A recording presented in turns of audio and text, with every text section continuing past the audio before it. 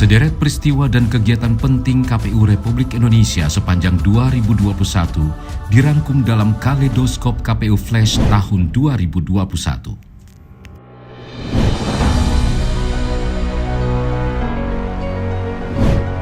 Januari, torehan tinta sejarah, tepatnya tanggal 6 Januari 2021, Bernard Dermawan Sutrisno dilantik sebagai Sekretaris Jenderal KPU Republik Indonesia, menakodai Sekretariat Jenderal menyiapkan profesionalitas kesekretariatan KPU, khususnya menghadapi pemilu dan pemilihan serentak 2024.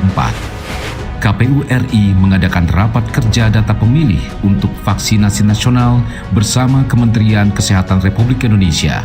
Menteri Kesehatan Budi Gunadi Sadikin mengakui daftar pemilih tetap atau DPT milik KPU unggul dan sangat membantu dalam mengintegrasikan data terkait program pandemi. Februari, dalam rangka menyempurnakan Sirekap, KPU RI menggelar rapat evaluasi terhadap penggunaan Sirekap pada pemilihan 2020 lalu.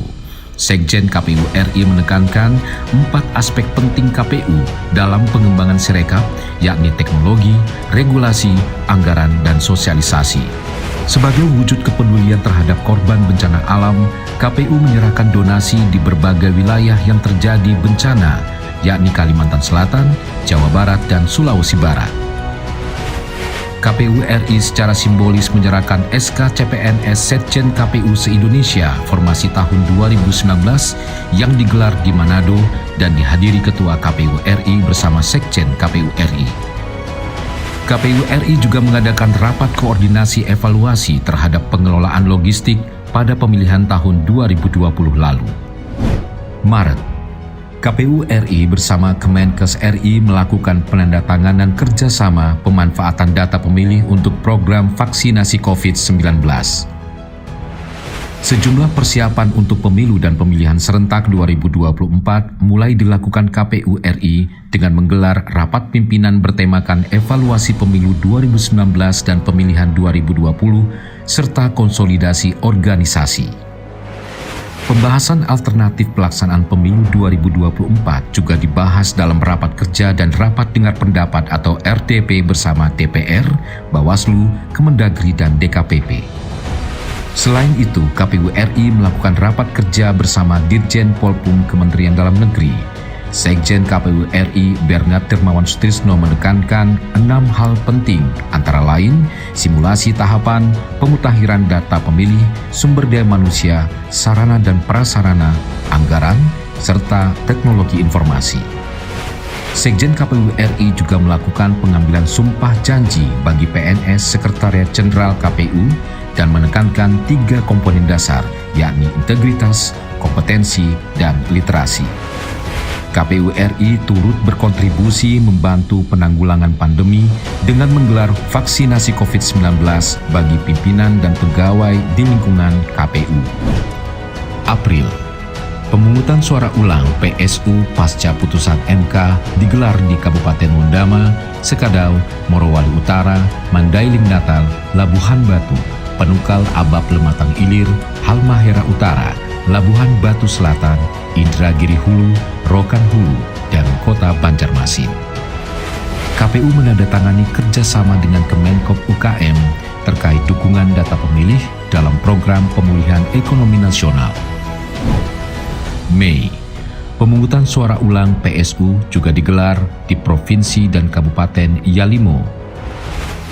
KPU RI melaksanakan rapat koordinasi kehumasan atau Bakohumas bersama KPU Provinsi seluruh Indonesia.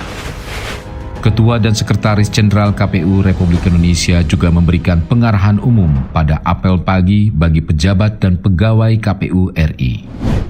Juni, KPU RI menjalin kerjasama dengan Badan Cyber dan Sandi Negara menyangkut keamanan data dan maskapai Garuda Indonesia terkait distribusi logistik. Pemungutan suara ulang atau PSU juga digelar di Kalimantan Selatan dan PSU kedua di Labuhan Batu. Atas kerja keras KPU RI, akhirnya meraih opini wajar tanpa pengecualian atau WTP dari Badan Pemeriksa Keuangan. Juli, PSU juga kembali digelar di 3 wilayah, Kabupaten Saburai Jua, Nabire, dan Bovendigul. Sekjen KPU RI melantik 13 pejabat pimpinan tinggi Pratama, meliputi 6 kepala biro dan 2 inspektur wilayah di Sekjen KPU RI, serta sekretaris KPU Provinsi Lampung, Banten, Gorontalo, NTT, dan Aceh. Agustus, KPU RI juga menggelar upacara memperingati hari ulang tahun ke-76 Republik Indonesia. Seluruh pimpinan KPU RI hadir merayakan Hari Kemerdekaan dengan memakai pakaian adat tanah air. Untuk meningkatkan partisipasi masyarakat pada pemilu dan pemilihan, KPU RI meluncurkan Desa Peduli Pemilu dan Pemilihan. September, melanjutkan upaya mendukung penanggulangan COVID-19, KPU RI mengadakan kembali vaksinasi COVID-19 secara luas menjangkau masyarakat umum, tak hanya untuk pegawai KPU Republik Indonesia. Sebagai upaya mencegah praktik korupsi, KPU menggelar bimbingan teknis anti korupsi bekerjasama dengan KPK. BIMTEK ini diikuti seluruh jajaran KPU RI, KPU Provinsi maupun KPU Kabupaten Kota se-Indonesia. KPU juga menjalankan amanat undang-undang dengan menyerahkan data hasil perolehan suara pemilu 2019 kepada stakeholder terkait. Oktober, KPU RI mengikuti program penguatan anti korupsi untuk penyelenggaraan negara berkualitas yang digelar KPK sebagai tindak lanjut BIMTEK anti korupsi. Selain penguatan anti korupsi,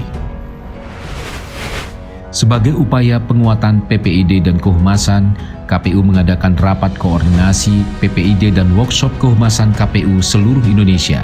Tak hanya itu, KPU memberikan apresiasi penganugerahan kehumasan KPU tahun 2021 kepada satuan kerja KPU di daerah. November, menjelang akhir tahun, KPU kembali menggelar rapat pimpinan KPU RI, KPU Provinsi, dan KPU Kabupaten Kota yang dihadiri Presiden Republik Indonesia Joko Widodo dan didampingi Menteri Dalam Negeri secara daring. KPU RI meraih juara 1 Lelang Awards kategori Lelang Non-Eksekusi Wajib dan juara 2 BMN Awards kelompok 3 kategori utilisasi dari Kementerian Keuangan Republik Indonesia. Desember, KPU RI menggelar sosialisasi kearsipan di lingkungan Sekretariat KPU RI, KPU Provinsi, dan KPU Kabupaten Kota untuk mewujudkan arsip pemilu yang lengkap. Menindaklanjuti evaluasi pemilu 2019, KPU RI mengadakan simulasi pemungutan dan penghitungan suara dengan desain surat suara dan formulir yang disederhanakan. Sepanjang 2021, simulasi digelar di 3 wilayah yaitu Manado, Bali, dan Medan. KPU RI kembali menoreh prestasi di akhir tahun, mendapatkan penghargaan terbaik 1 JDIHN dari Kementerian Hukum dan HAM Republik Indonesia. Menutup serangkaian kegiatan sepanjang 2021, KPU menggelar refleksi akhir tahun dengan mengundang berbagai narasumber. Pada kesempatan refleksi ini, KPU RI juga melakukan perjanjian kerjasama dengan Kementerian Dalam Negeri, penyerahan sertifikat ISO 27001-2013, dan meluncurkan program baru podcast KPU RI.